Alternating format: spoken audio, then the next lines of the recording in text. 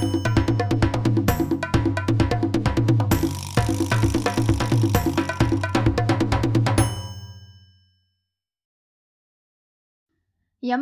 பதவிக்கு போட்டியிடுகிறார் ரம்யா.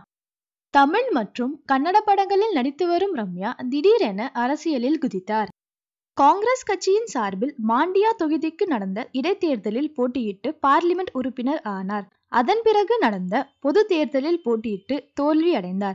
இதனால் விரக்தி அடைந்த ரம்யா சில காலம் அரசியல் துறவறம் பூண்டார். பின்னர் நடிக்க ஆரம்பித்தார். இந்த நிலையில் ரம்யாவுக்கு மீண்டும் அரசியல் ஆசை வந்திருக்கிறது.